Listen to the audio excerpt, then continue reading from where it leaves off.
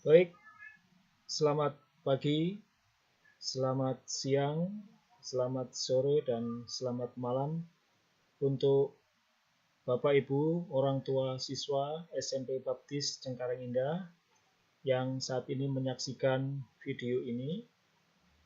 Pada kesempatan kali ini, saya ingin mensosialisasikan tentang AKM, Asesmen Kompetensi Minimal, atau ANBK, Asesmen Nasional Berbasis Komputer. Sosialisasi ANBK, Asesmen Nasional Berbasis Komputer. ANBK atau Asesmen Nasional Berbasis Komputer adalah program evaluasi yang diselenggarakan oleh Kementerian Pendidikan atau Kebudayaan untuk meningkatkan mutu pendidikan dengan memotret input, proses, dan output pembelajaran di seluruh satuan pendidikan. Jadi, kalau boleh saya katakan, ANBK ini akan menilai satuan pendidikan, yaitu sekolah. Ya, saat ini kita di SMP Baptis nanti akan dinilai melalui hasil ANBK ini. ANBK atau Asesmen Nasional perlu dilakukan untuk meningkatkan mutu pendidikan. Asesmen ini dirancang untuk menghasilkan informasi akurat untuk memperbaiki kualitas belajar mengajar yang pada gilirannya akan meningkatkan hasil belajar murid. Ya, jadi Bapak Ibu serta semuanya yang menyaksikan tayangan ini, bahwa asesmen ini dirancang untuk menghasilkan informasi yang akurat, yang tepat untuk memperbaiki kualitas belajar mengajar di sekolah kita ini. Berikutnya, asesmen nasional ini nantinya dilaksanakan dalam 3 instrumen utama, yaitu asesmen kompetensi minimum atau AKM yang terdiri dari literasi dan numerasi, kemudian survei karakter, dan yang ketiga adalah survei lingkungan belajar. Nah, untuk anak-anak yang akan mengerjakan ini adalah AKM, yaitu literasi dan numerasi, bagian yang pertama saja. Pelaksanaan AN atau Asesmen Nasional ada 2 cara, yaitu secara online langsung dan semi-online. Dua-duanya menggunakan komputer, sehingga dikenal dengan sebutan ANBK atau Asesmen Nasional Berbasis Komputer.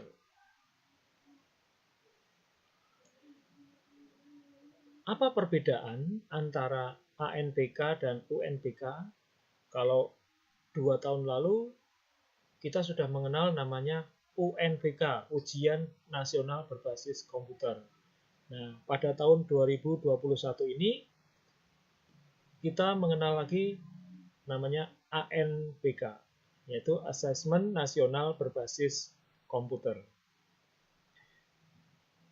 Pada UNBK ini menilai siswa secara individu. Nah, silakan perhatikan, kalau UNBK itu menilai siswa secara individu. Kalau pada ANBK ini menilai mutu sekolah. Jadi yang dinilai adalah mutu sekolahnya. Kemudian yang kedua, menentukan kelulusan siswa di akhir jenjang. Ya, jadi kalau UNBK itu adalah untuk menentukan kelulusan siswa di akhir jenjang. Sedangkan ANBK ini tidak menentukan kelulusan siswa. Jadi perlu saya tekankan di sini, putra-putri Bapak Ibu yang nanti terpilih untuk mengikuti ANBK ini tidak perlu khawatir apakah nanti akan lulus atau tidak dari satuan pendidikan atau dari sekolah, khususnya dari SMP Baptis ini saya tekankan sekali lagi, tidak perlu khawatir. Ya. Kemudian pesertanya, kalau di UNBK itu kelas 6, kelas 9, dan kelas 12. Sedangkan di ANBK, pesertanya itu adalah kelas 5 SD, kelas 8 SMP, dan kelas 11. Kapan pelaksanaan ANBK di SMP Baptis Cengkareng Indah? Nah, jadi Bapak Ibu bisa melihat pelaksanaan ANBK di SMP Baptis Cengkareng Indah dilaksanakan selama 2 hari, yaitu hari Senin dan hari Selasa. Hari Senin tanggal 4 Oktober dan hari Selasa tanggal 5 Oktober 2021. Ada 2 sesi. Untuk sesi pertama itu jam 7.30 sampai jam 9.30. Kemudian untuk sesi 2 jam 10.30 sampai jam 12.30. Ya, jadi masing-masing ada 2 sesi. Ada beberapa catatan yang sudah saya tulis. Yang pertama, diharapkan semua peserta, panitia, pengawas tetap menerapkan protokol kesehatan, yaitu mencuci tangan, memakai masker, dan selalu menjaga jarak. Ya, untuk catatan pertama. Kemudian untuk catatan yang kedua, bagi siswa yang mendapatkan jadwal pada sesi 1, diharapkan bisa datang ke sekolah jam 7 pagi. Jadi 30 menit sebelum mulai, siswa sudah siap di sekolahan. Lalu untuk siswa yang mendapatkan jadwal pada sesi 2, diharapkan bisa datang ke sekolah jam 10 pagi. Ya, sama, jadi 30 menit sebelum pelaksanaan ANBK sesi 2, diharapkan siswa sudah datang ke sekolah. Untuk slide berikutnya, nah inilah daftar peserta ANBK. Ini namanya daftar nominasi tetap. Di siswa kita itu ada 25 kelas 8. Nah, di bagian pertama ini Bapak Ibu bisa melihat itu ada 19 anak. Silahkan dilihat nama-namanya yang menjadi peserta ANBK untuk lembar pertama. Kemudian untuk lembar yang kedua, ya ditambah 3 lagi. Jadi total semuanya ada 22 siswa yang menjadi peserta ANBK. Mungkin Bapak Ibu bertanya, lalu bagaimana dengan siswa yang tidak ada namanya? Ya, diharapkan tetap tenang, ya. Siswa yang tidak ada namanya akan menjadi cadangan. Jadi tidak usah khawatir, ya. Dan Bapak Ibu tidak usah merasa kok nama saya tidak ada, nama anak saya tidak ada. Tetap yakin bahwa peserta yang menjadi peserta ANBK ini adalah siswa kelas 8. Sebenarnya targetnya dari pemerintah kementerian ini pesertanya adalah seharusnya 45. Tetapi karena jumlah siswa di SMP Baptis itu hanya 25, maka ternyata yang terjaring ini adalah hanya 22 siswa.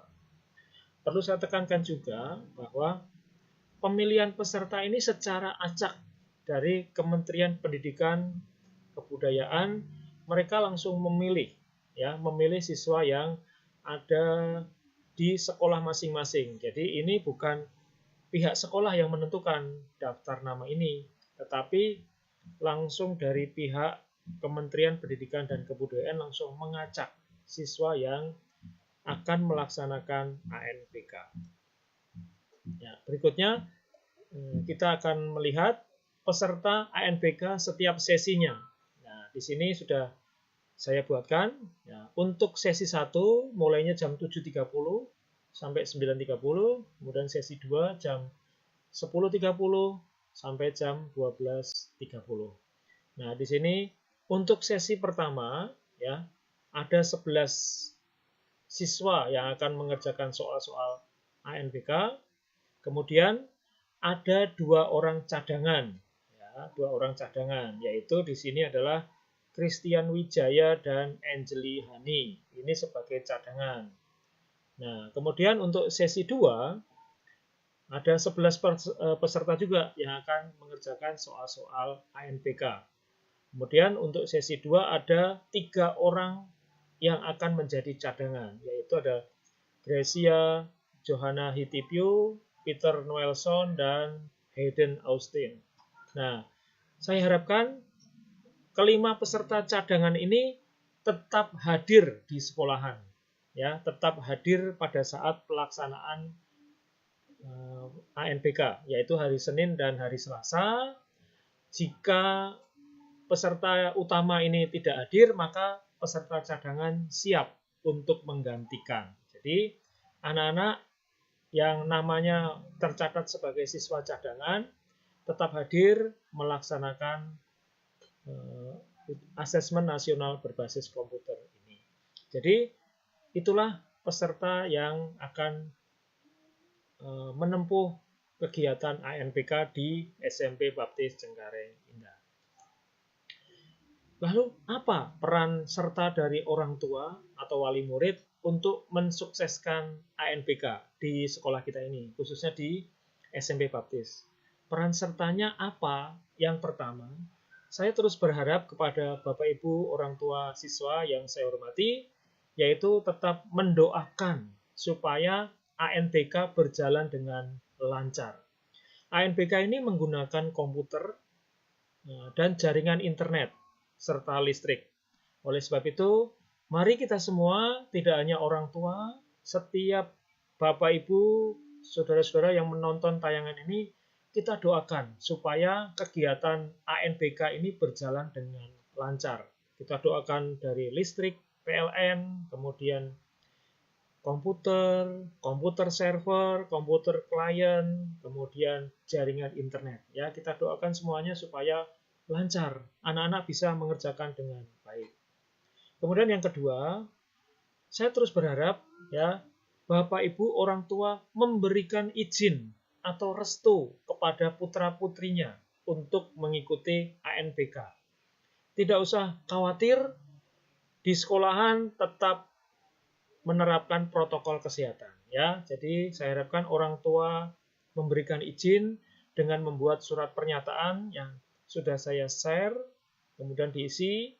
Bagi Bapak Ibu yang belum menyerahkan, silakan langsung dikirimkan ke sekolahan.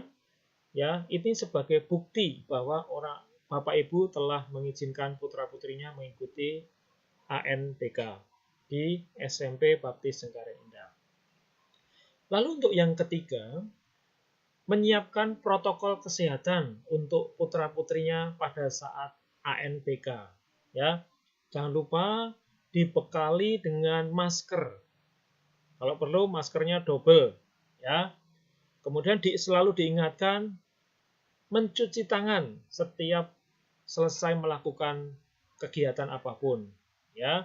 Bapak Ibu tetap menyiapkan protokol kesehatan, yaitu menggunakan masker. Jika ada face shield boleh, ya boleh, akan lebih baik lagi. Jadi mari kita terus safety diri kita masing-masing untuk mengurangi penyebaran virus COVID-19. Kemudian diingatkan juga putra-putrinya saat ANPK tetap menjaga jarak, ya menjaga jarak, karena mungkin sudah lama nggak bertemu dengan teman-temannya, akhirnya kangen, kemudian saling mendekat. Nah, tolong tetap diingatkan supaya menjaga kesehatan, ya protokol kesehatan khususnya. Lalu untuk yang keempat, mari Bapak Ibu, orang tua wali murid, menyiapkan atau memberikan sarapan pagi dari rumah untuk putra-putrinya. Ya, jangan sampai mereka datang ke sekolahan ya dengan keadaan lapar sehingga tidak bisa mengerjakan soal-soal ANPK. Oleh sebab itu, saya terus mengingatkan Bapak Ibu semuanya untuk menyiapkan, memberikan sarapan pagi. Jangan lupa memberikan bekal, misalnya roti ke sekolahan. Karena ya kita tahu sendiri bahwa anak-anak kadang jajan di sembarang tempat. Oleh sebab itu lebih baik lagi kalau mereka diberi bekal. Ya, itu yang keempat. Kemudian yang kelima, usahakan. Ya, ini saya minta usahakan Bapak Ibu bisa mengantar dan menjemput siswa ke sekolah. Ya, jangan sampai dibiarkan sendiri. Ya, terkadang mereka begitu selesai mengerjakan ujian langsung berkerumun. Oleh sebab itu kalau Bapak Ibu bisa menjemput siswa putra-putrinya ke sekolah akan lebih baik lagi. Jadi yang kelima adalah mengantar dan menjemput siswa ke sekolah. Untuk slide berikutnya, nah, mari kita siapkan putra-putri Bapak Ibu semuanya untuk melaksanakan tugas negara, yaitu ANPK, Asesmen Nasional Berbasis Komputer. Ini saya katakan tugas negara karena memang putra-putri Bapak Ibu semuanya diberikan tugas oleh Kementerian Pendidikan untuk menilai sekolahnya, ya, mutu sekolahnya.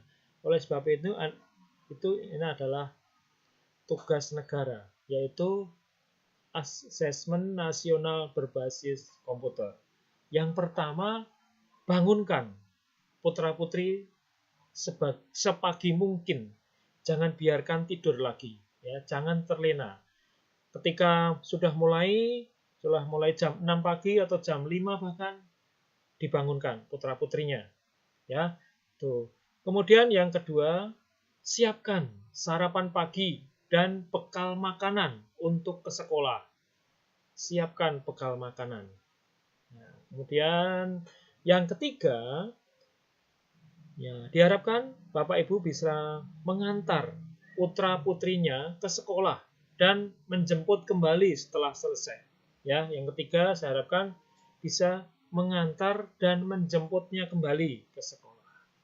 Kemudian yang keempat, yaitu mari tetap gunakan protokol kesehatan, ya, menggunakan masker, menerapkan protokol kesehatan saat keluar rumah, dan selama mengikuti kegiatan ANBK di sekolah.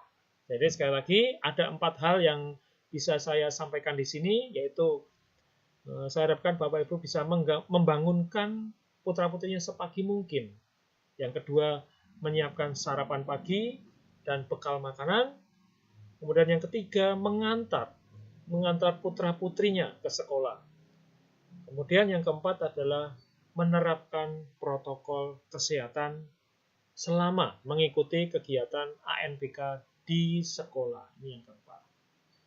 Nah, akhirnya saya hanya bisa mengucapkan terima kasih untuk Bapak Ibu wali murid semuanya atas kerjasamanya mensukseskan ANBK di SMP Baptis Cengkareng Indah pada tanggal 4 sampai 5 Oktober. Kiranya Tuhan Yesus memberkati kita semua. Mari kita sukseskan ANBK SMP Baptis Cengkareng Indah pada tanggal 4 sampai 5 Oktober 2021. Terima kasih. Saya Kepala SMP Baptis Cengkareng Indah Agung Sumargo mengucapkan terima kasih untuk Bapak Ibu semuanya atas kerjasamanya. Tuhan memberkati kita semua.